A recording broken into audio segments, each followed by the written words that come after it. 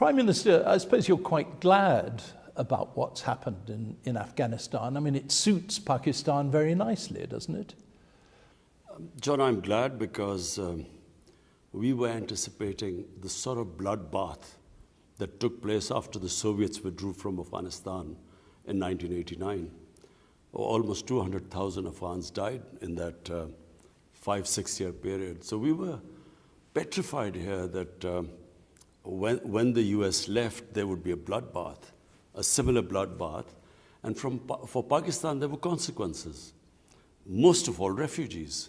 We already have 3 million refugees, and we have no capacity to take any more. And secondly, if there was a protracted civil war in Afghanistan, which is also what we feared, because we never thought Taliban would just take over Afghanistan. We thought they would immediately take over the Pashtun areas, but there would be, we thought, a civil war. So that too would have had implications for Pakistan. So from that point of view, no bloodshed, relatively, it has been a peaceful takeover. So up till now, yes. But what happens from now onwards is a lot of concern to us. But the Taliban are really a Pakistani creation, aren't they? Absolutely not. Taliban were creation of the environment after the Soviets left. The warlords started fighting each other.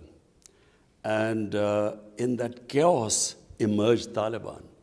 And why did Taliban emerge? Because they gave people a semblance of rule of law, which did not exist before.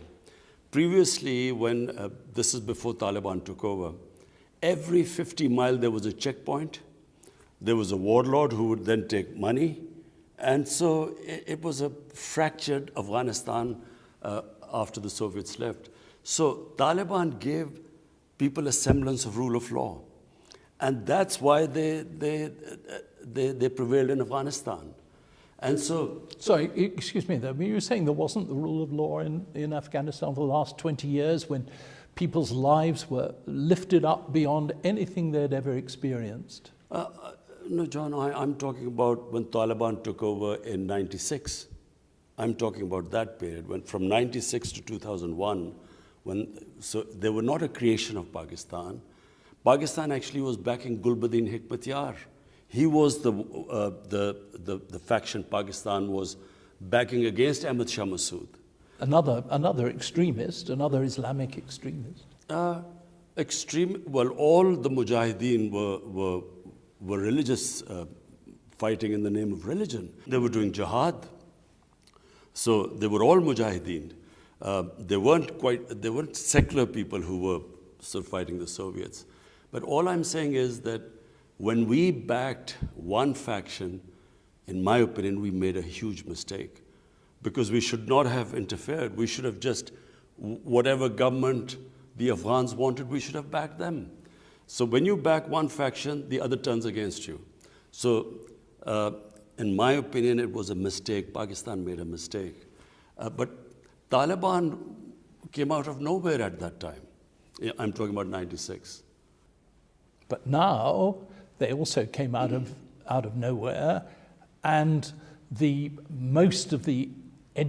many of the educated people, the more kind of advanced people of Afghanistan are leaving in their thousands because they're terrified of the organization which you actually seem to approve of. John, this is just not true. First of all, you must understand that Afghanistan has a history. Afghanistan has resisted invaders throughout their history. I mean, you would know the British in 1842 when they invaded Afghanistan. Initially, it's a country which is easily invaded, but then starts the resistance, and slowly it grows. It happened against the British. Exactly the same thing happened against the Soviets. Initially, there was hardly any fighting, but then gradually, even when almost 1 million Afghans died, the fighting was more intense at the end. So similarly, when the Taliban were dislodged in 2001, initially there was nothing. But gradually the resistance grew. And from people like us from 2008 onwards, I went specifically to America to tell the think tanks. I met Senator Joe Biden. I met John Kerry, a senator at the time. And I explained to them there was not going to be a military solution. And at that time, they could have had a political solution. In other words, sort of an inclusive government. But the US kept going for a military solution, which there wasn't one. So Pakistan was not responsible for this current situation.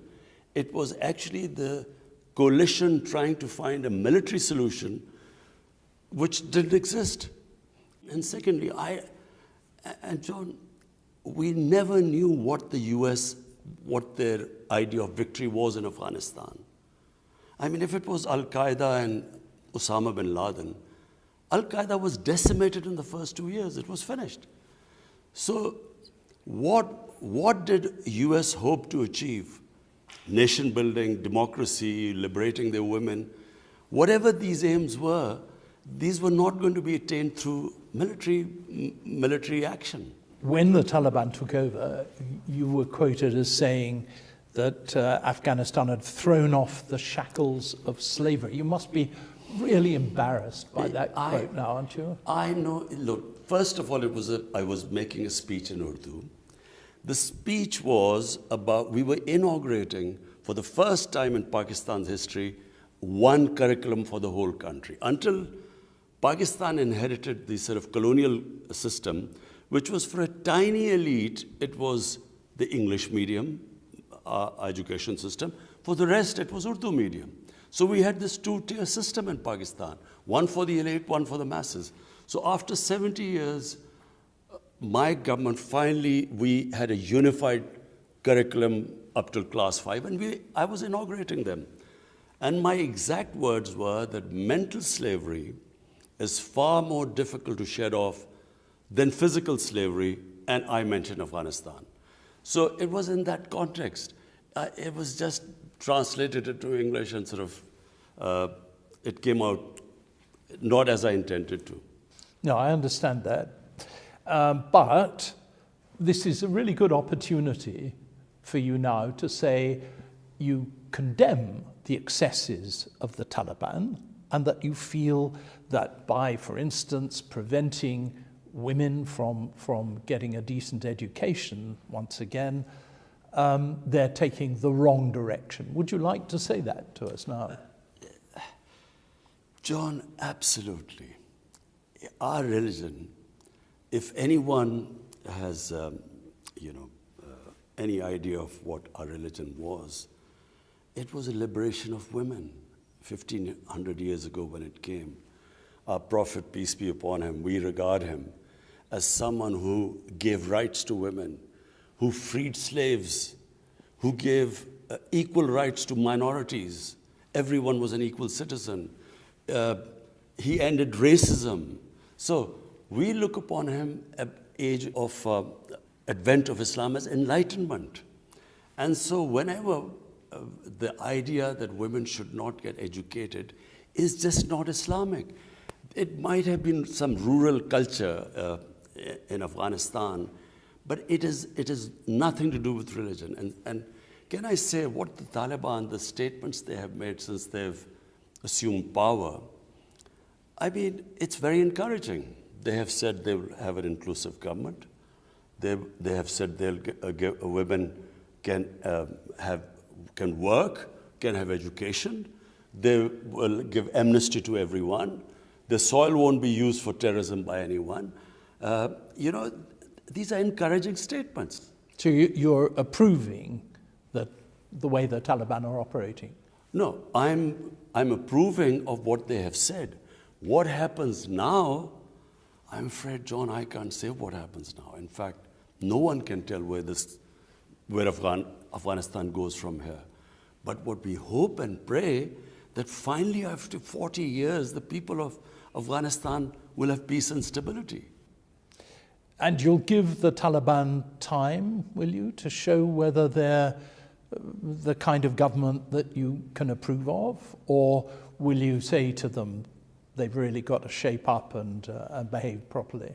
You know, John, I think this is a great opportunity for the international community to actually incentivize Taliban to walk the talk, what they've said, to make sure that they go in that direction. Because as compared to last time, I find that the Taliban are seeking international acceptability. I think they recognize that the situation in Afghanistan, unless the international community helps them, this could really spiral out of control, and it could really, there could be a huge humanitarian crisis. So I think that they are reaching out to the international community, and that gives leverage to the international community to make sure the statements they've made, they actually implement them. I must say, from my own experience in Afghanistan, what tends to happen is that the Taliban leaders say one thing, but real day-to-day, moment-by-moment power exists in the hands of the people, the vigilantes that go around the streets. They're the ones that decide what the state of Afghan kind of society is. And it doesn't really matter what the top Taliban leaders say. Life is still going to be pretty terrible for ordinary Afghans. John, again, you know, I cannot say which way Afghanistan will go from here. And as I said, we are quite tense that if this, my biggest worry right now is the looming humanitarian crisis. Because remember, 75% of Afghanistan's budget was foreign aid. So once you take away the foreign aid, they are facing a huge crisis ahead. So where Afghanistan goes from here, I don't know. But all I can say is that they clearly, from watching from outside, there are factions within the Taliban. They're clearly the Taliban who are at the moment at the helm are trying to get international acceptability. But then there are those who have been in the field for 20 years, who would claim that they'd given a lot of sacrifices. I would imagine there would be a lot of problems within the Taliban. So where this goes, as I said, I'm afraid I'm not in a position to say what will happen. But I know what we want to happen is that if they can stick to the statements they've made, it could be a new beginning. Is that what the head of your intelligence organization, the ISI, told the Taliban leadership when he went there the other day? The head of ISI, General Faiz, when he went there, his main concern is that there were 3 different terrorist groups that have been attacking Pakistan using the Afghan soil. One is ISIS. ISIS has conducted various attacks, especially in Balochistan, against the Shia minority, the Hazara community in Balochistan. Then there are the Tehreek-e-Taliban in Pakistan, the Pakistani Taliban, who were pushed out from here and who were in Afghanistan, who conducted attacks into Pakistan. Recently, they conducted an attack and targeted the Chinese workers in Pakistan. So, and that was a serious, it was a serious terrorist attack. And then thirdly, there are the Baloch terrorists, the separatists who use Afghan soil to conduct attacks in Balochistan. So our main concern is that Afghan soil should not be used for terrorism in Pakistan. I see that. I just find it hard to understand how the Pakistan Taliban can be terrorists in Pakistan's view, but not the Taliban that they support, have close links with in Afghanistan. Surely they're terrorists too in those terms. But John, look, Pakistan sided with the international coalition, with the United States after 9/11. Pakistan is the country that suffered more than any other coalition partner. In fact, all the coalition partners of US put together, they did not even suffer a fraction of the casualties what this country went through. 80,000 Pakistanis died because we joined this war against the Taliban. Remember, we were the coalition. All the logistical support to fight the Taliban or to dislodge them went through Pakistan. Pakistan was an ally. And the only ally that almost, there was a point we thought we were going down because there were 50 different militant groups attacking the state of Pakistan. And there were different types of Pakistani Taliban. There were no militant Taliban in Pakistan before we joined this coalition. So we were considered collaborators. The old Mujahideen groups who we had trained, financed by the United States, who were fighting the Soviets, they called Pakistan collaborators and targeted us. So this country took the greatest amount of suffering by being part of the coalition. So the reason why the Taliban are back in power is not because of Pakistan. If you want to know the real reason why they're back in power, all you have to do is do an analysis. Why did 300,000 well-equipped Afghan army give up without a fight to 65, 70,000 lightly armed militia? If you go into the details, which we have, that is the reason why the Taliban are back in power. It's not because of Pakistan. And yet, there is this constant link. I mean, they started off in Pakistan. They had all the support of the ISI, of Pakistan intelligence at the time. I mean, I saw this for myself. And they're now back. And there is a definite sense here that Pakistan has gained because in India, your big opponent has been thrown out of Afghanistan completely, and you're the ones that are benefiting. But John, look, you must know the situation, and you do know, because you know this part of the world better than others. Pakistan, after the US, Soviets left Afghanistan in '89, and so did the US. Pakistan at the time was left with 5 million refugees. 5 million refugees stayed in Pakistan. After 9/11, there were still 3 million refugees in Pakistan, Afghan refugees, and all of them were Pashtuns.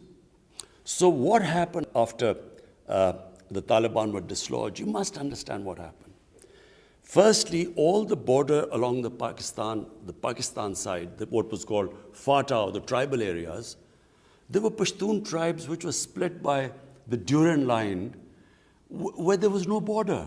There was a free flow of people right from the time, since we existed. When the Soviets were in Afghanistan, this is from where the whole jihad was launched, because there's no border there. And it's 2,600 kilometers of border between two countries. This is the first time since my government we fenced 90% of it. So what happened was, the tribes this side, it wasn't because of Taliban ideology, it was Pashtun ethnicity, the Pashtun nationalism, that they sided with the Afghan Taliban. They ceased to be Taliban, they became Pashtun, which always has happened throughout history. The 80-year history of British in the tribal areas of Pakistan, throughout the 80 years, there was some part or the other, there was fighting going on. There were more British soldiers that died in Waziristan than in the whole of India. So this turned against Pakistan. After the moment we sided with the coalition, they turned against us. And that's how we lost 80,000 people here. So there were 50 different groups operating against us. So what was Pakistan doing? And ISI. Number job was to protect our own people. So, like the US in the last 3 years, they did a deal with the Taliban, not to attack the US. You know that in Afghanistan, they did a deal with them, that they were not supposed to attack the US. Similarly, Pakistan was doing deals with the various groups not to attack us. So amongst them were Pakistani Taliban too. There was a Waziristan Accord in 2006. There was a Shakai agreement in 2007 with different groups. And since Afghan Taliban were not attacking Pakistan, so they had an agreement that they wouldn't do anything. It's not the same as backing them. It's just that not taking military action against them. When I met President Ghani, I went specially to see him. Because we did not think the Taliban would be able to take over. We thought there would be a protracted civil war. So we were desperately trying to get some political settlement. And I said, I will do everything except taking military action against them. Tell us what we will do, we will try and convince them, and we did everything. Unfortunately, they would not accept President Ghani. Pakistan's got one really important lever that it can use to get what it wants in Afghanistan, and that is the question of recognizing the Taliban as the legitimate government. Are you going to do that? Just one thing, John, I want to make clear. People don't understand the Afghan character. Afghans are this country which does not accept outside interference. We were the three countries in 2001 that recognized the Taliban government. When, after 9/11, the US asked us to help them flush out Al-Qaeda or ask the Taliban to give up Osama bin Laden, Pakistan tried its best. They flatly refused Pakistan. So, this idea that Afghanistan can be sort of controlled from outside, it's never happened in history. The moment any head of Afghanistan is perceived as a foreign puppet, he loses credibility there. So what you're saying is that Pakistan has this leverage about recognition. I have spoken to all. I just went to the SCO conference in Dushanbe, and I spoke to all the neighbors, Iran, Uzbekistan, Tajikistan, which is because there's a big Tajik minority there, and they're very upset. So I spoke to the president there. And so all of us decided that we will collectively take a decision to recognize Afghanistan. And that decision would depend upon, will they have an inclusive government, their assurance of human rights, and that Afghan soil should not be used for terrorism, and neighbors are the most worried about that. So that's where it lies. So does that mean that you will recognize them if they agree those 3 points? We will collectively take a decision. So Pakistan itself will not decide on its own? No, exactly. We think that all the neighbors will get together and we will see how they progress. And then whether to recognize them or not will be a collective decision.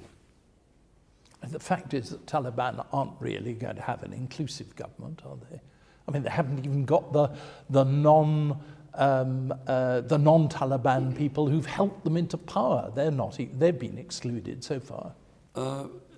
So far, they haven't. They haven't got an inclusive government, as we hoped they would. But then they say that this is just a transition. This is not the final government. And, we are trying. I'm trying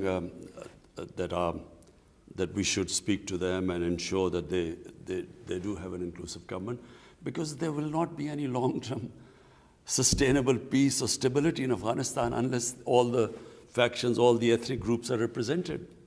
But I mean, there's something more important than anything to the Taliban government, and that's the kind of purity of their ideology, their religious ideology.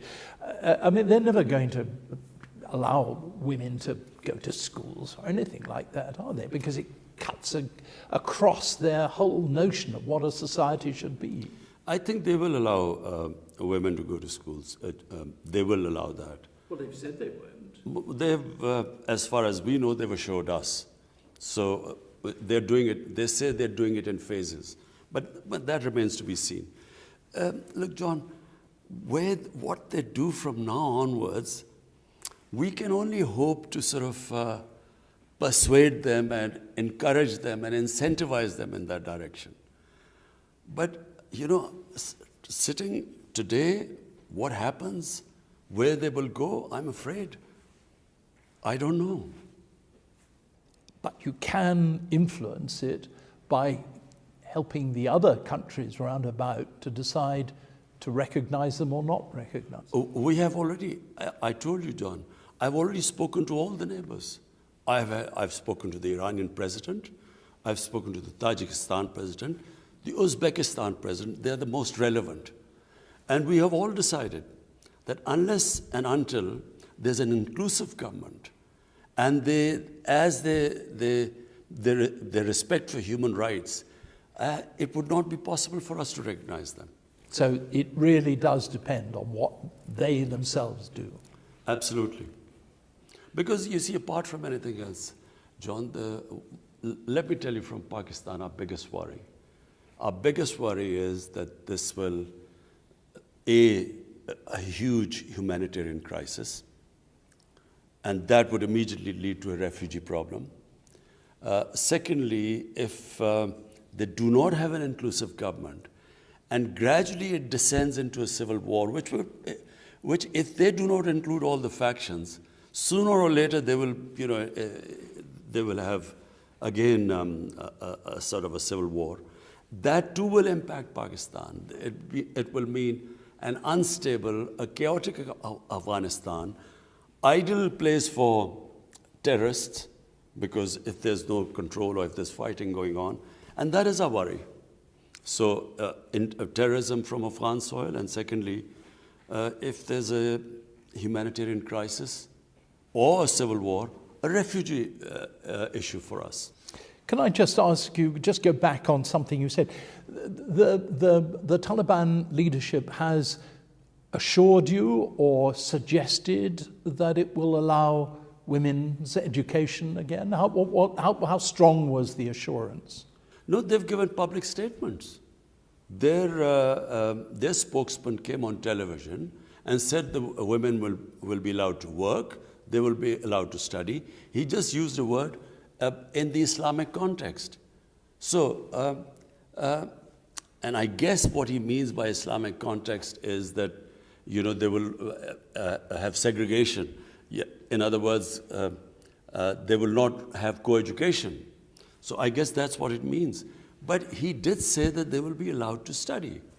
Before, of course, they would blow up girls' schools and kill anybody in them. I know. I mean, this idea of not allowing girls to study, believe me, has nothing to do with religion. Because, I mean, we give special stipends to our girls, the parents of girls. We give them extra money so that they would put their girls in school. So when you see what's happening in Afghanistan, you must be pretty disgusted, actually, with the way that the Taliban are behaving. I think, John, what we should hope for and try for is to make them go into that direction. And in the statements they've made. And secondly, you know, Afghans are very strong people. I mean, they're just, as a race, they're very strong. Their women are very strong. I feel give them time and they will assert their rights. How much time? Years? A year, 2 years, 3 years. At the moment, 3 years. But at the moment, John, it's just too early to say anything, because it's just barely been a month. After 20 years of civil war, they have come back into power. So a month is no time. Look, my party came into power after 22 years. 22 years. And trust me, for the first 6 months, it was the most difficult period of my life. Because, you know, if you're not in power, you come into power after such a long time, it is so difficult, because there are people who've struggled with you, all want a peace, all want to be in government, you know. So it's a very For us, it was the most difficult period. I think it's just a month, 2 months. In a short period of time, we will know the direction they are going. Well, I think we know it now. I don't know. I'm an optimist. I think that,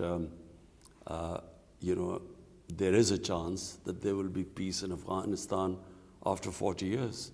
And once there's peace and stability, the Afghan people are strong enough, they'll assert their rights. Afghan history shows us that actually movements like the Taliban and leaders like the Taliban leadership don't really last very long. I mean, they lasted 5 years last time. This is not a permanent answer to Afghanistan's problems, is it? No, I don't think so. I think this is just a beginning. And as I said, where it goes from here, no one can predict. But what we hope is that they will have peace, the Afghan society will assert itself, they will get their rights. The Afghan women are strong, they will assert their rights. But for all that, you need peace and stability. In a civil war situation, everything gets stunted because civil war just distorts everything. So peace is the key, and we hope that once there's peace, Afghanistan will move in the right direction. Can I ask you now the other questions, a couple for the Urdu? Okay. Relationship with India, between Pakistan and India, is really, really difficult at the moment, isn't it? Pakistan says that India must reverse Kashmir's special status. Is that realistic or unrealistic?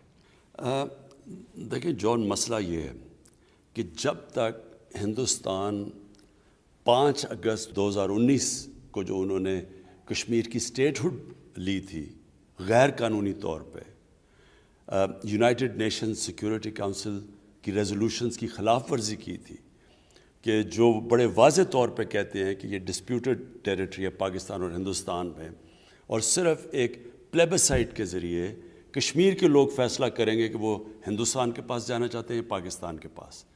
तो उसकी जब उन्होंने एक international community की जो वादा किया था कश्मीर के लोगों से, जब उसकी ख़िलाफ़ वर्जी की तो पाकिस्तान के लिए बहुत मुश्किल है उनसे बातचीत फिर से शुरू करने का। जब तक उसके ऊपर वापस नहीं आते हम उनसे बातचीत नहीं शुरू कर सकते। How do you think that the success of the Taliban in Afghanistan will impact on the situation in Kashmir? जहाँ तक मुझे समझ है इसका तो कोई कश्मीर के ऊपर फ़र्क नहीं पड़ेगा, लेकिन किसी वजह से हिंदुस्तान की हुकूमत ये समझती है अफ़गानिस्तान में तालिबान के आने की वजह से कश्मीर पे फ़र्क पड़ेगा। मुझे तो ये समझ नहीं आती क्योंकि अफ़गानिस्तान के लोग तो कश्मीर में नहीं लड़ रहे थे। तो मेरे ख़्याल में ये साइकोलॉजिकल है, असल में तो कोई फ़र्क नहीं पड़ना चाहिए तालिबान के आने से कश्मीर के ऊपर। Taliban haven't really responded very enthusiastically to your suggestion that they should set up an inclusive government. How do you get that? Is it really possible? देखिए मेरे ख्याल में इस वक्त बहुत जल्दी है, अभी तो 1 महीना हुआ है, एक हुकूमत 20 साल के बाद तालिबान वापस इक़्तिदार में आए हैं, 1 महीना हुआ है, 1 महीना बहुत जल्दी है जज करने के लिए। अभी तक जो तालिबान ने जितनी स्टेटमेंट्स दी हैं उन्होंने कहा कि हम एक इंक्लूसिव गवर्नमेंट लेके आएंगे जिसमें सबको शामिल करेंगे, हर नेशनैलिटी को, एथनिक ग्रुप को, तो एक उनकी शिरकत करेंगे हुकूमत के अंदर, और उन्होंने ह्यूमन राइट्स की भी बात की है। तो उन्होंने अभी तक स्टेटमेंट्स तो सब ठीक दी हैं, लेकिन अभी बहुत जल्दी है कि सारी दुनिया उनके ऊपर नज़र रख कर ये रखी हुई है कि वो कब करेंगे। मेरे ख़्याल में 20 साल के बाद जब कोई हुकूमत इक़्तिदार में आती है उसको टाइम लगता है। हम 22 साल के बाद जब हुकूमत में आए तो हमें शुरू में बड़ा मुश्किल था कि एकदम हुकूमत भी चलाओ और फिर किसको शामिल करो, क्योंकि जिन लोगों ने कुर्बानियाँ दी हैं वो सारा हुकूमत का हिस्सा बनना चाहते हैं। लेकिन मेरे ख़्याल में तालिबान भी ये जानते हैं कि अगर अफ़गानिस्तान में अमन आना है, अगर स्टेबिलिटी आनी है, تو اس کے لیے بہت ضروری ہے کہ سب کو شامل کیا جائے. مثلا تاجک ہیں, ازبیک ہیں, ہزارہ ہیں, ان ساروں کو حکومت میں شامل کیا جائے اور تب ہی ایک اسٹیبل گورنمنٹ بنے گی. Thank you very much indeed. That was lovely. Really nice. Thank you.